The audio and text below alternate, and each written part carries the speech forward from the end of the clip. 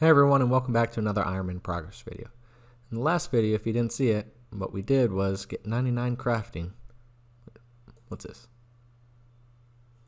Oh my god, I wish I had known this was here earlier. Oh wow. But anyway, we got 99 crafting as part of my clan's skill of the week. Go ahead and win a couple bonds, and it will actually help me out for what I want to do in this episode, which will be to ditch the Dramen staff.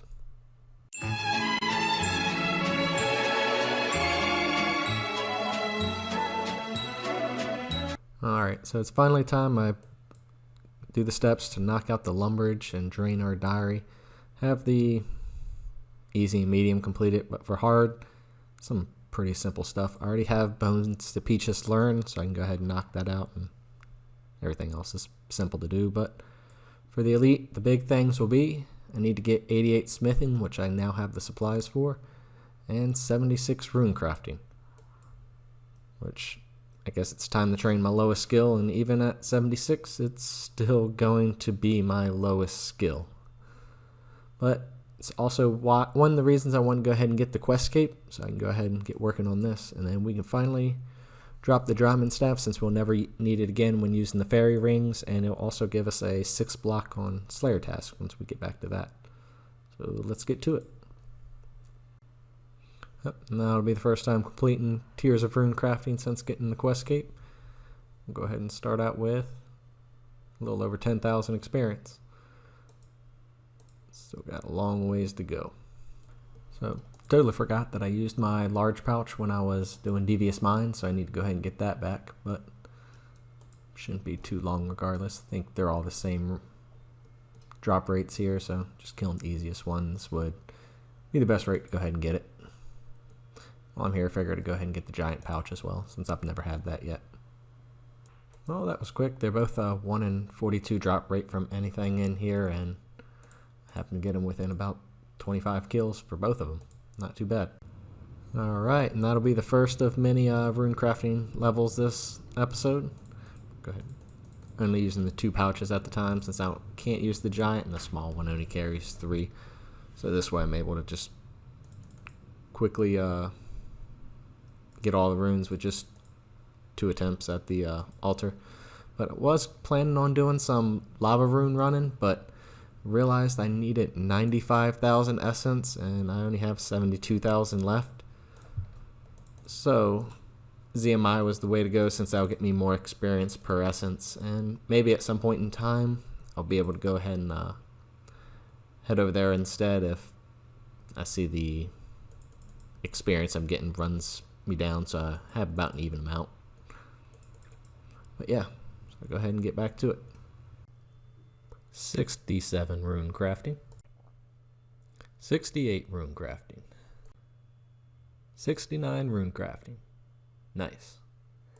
So I've only been getting about 30,000 experience an hour here at ZMI with the 2 pouches. I think lava runes have the potential to be about double if I'm able to be, well, tick perfect, but I know there's no way I'm going to be near tick perfect. But it does seem like I'm getting fair amount more experience per essence than I need, so I'll have some left over towards the end. So after getting a few more levels, go ahead and get to test that out. Level 70 on day 2 of rune crafting, and you guessed it, yet another rune crafting level. Alright, that'll be 72 rune crafting, and that'll be ending day 2 of rune crafting for me. Still keep going for a third one though. Alright, so I tried to record a couple clips with lava running, but I had to do just a silent one and talk over it here later. So that was making way too many mistakes. But it seems like, you know, it's way too much effort for me to remember to magic imbue, teleport to the right places and everything. Teleporting to Castle War is half the time. Forgetting that I have the crafting cape in the pack, so don't know where the hell I'm going. But yeah, 40,000 experience an hour here, and there's 73 rune crafting. I'm like, I think I'm just going to go ahead and go back to ZMI. Getting the runes there is nice. I was hoping to get faster experience here, but it's just taking too much effort for me to remember what the hell I'm doing. And for the hell of it, I did try out the Arceus library, just see what kind of experience I can get and how much effort it took. It's slightly better than the ZMI altar at this point, but I feel like getting the runes is much better, and it's a little more chill than running up and down the stairs here. So back to ZMI we go. 74 rune crafting. Hey, I didn't even realize 94 magic was that close. Now I use the Vengeance spell and I believe Ice Barrage as well. But we've got that level entirely from, well, last video from doing the Molten Glass and this one from teleporting. So good God, that was a lot of scaling for that. Alright, now here's a level that actually gets to make a difference, because now I can use the giant pouches and carry more essence with me, so that should make a fair amount EXP per hour that I'll be getting more than what I have been. So hopefully this next level is actually faster than this previous one. Alright, and with that right there, that'll be the last rune crafting that we do on this video at least. Go ahead and finish off these runes and we can go ahead and get moving on to smithing. I'll show you what supplies I have banked, most of which came from Zelcano, some PVM as well. But let's go ahead and get out of here. Alright, so I was wrong. This is actually the last bit of rune crafting for this episode, because that right there is the elite task done. So now we're going to go ahead and do smithing. Alright, so right here are all the supplies I have for smithing. If you saw a couple episodes ago, I spent a lot of time at Zelcano, got a little over 300 kills, and got a lot of rune from there. That's where most of the Addy came from. I had some of the myth already saved up, but definitely offered a lot more.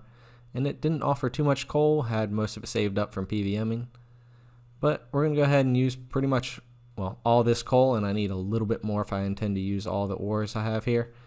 Since, well, this myth is going to take up over 20,000 of it. And it's probably not the most efficient way to use the coal on myth, but it's definitely going to make a lot of myth plate bodies, and it's going to be a lot of experience that I don't feel like going to get other stuff right now. So we're just going to go ahead and use it this way. And here's the first level of the second skill that we're working on then. Hey, I can put my God sword together now. Nice. Alright, one more smithing level down, quite a few more to go. So I think I've shown this in the past before, but basically my runs include having both gold and the coal bag here. So I fill up the coal bag, dump both the gold and the coal in there, and as the coal builds up in the furnace, I bring out either the Addy, myth, rune, whatever I feel like smelting at the time. And that way I can still keep dumping as much ore into the furnace as possible. So it's not just running only the gold at a time. So it is a little slower XP per hour, but in the long run it balances out to even more. 82 smithing. And that'll be 83 smithing. And this should be the last level that I get here at Blast Furnace. I'll have to go actually smith the bars in order to go ahead and get more, but I'm going to finish up the ore that I have here for now. And like I anticipated, didn't get to make the rune bars yet with the rune ore, but did make sure I saved enough coal to go ahead and do all of them. So it left me with a little leftover myth, but here's all the bars that we have here right now. Going to turn pretty much all of these into darts. Going to get some bolts, because I do have some diamonds and rubies to go ahead and attach to them. And all these myth bars are just going to go ahead and get turned into steel plate bodies for cash. And if I choose to get the fletching experience, I can always buy broad arrow tips and fletch with that. But it's going to still be about 10 mil in pure cash once I get the alchem. So that'll be pretty sweet. Alright, here we go with 85 smithing. I can finally go ahead and smelt runite ore. Oh, and I guess add a sigil to my blessed spirit shield that I have waiting in the bank for me all this time.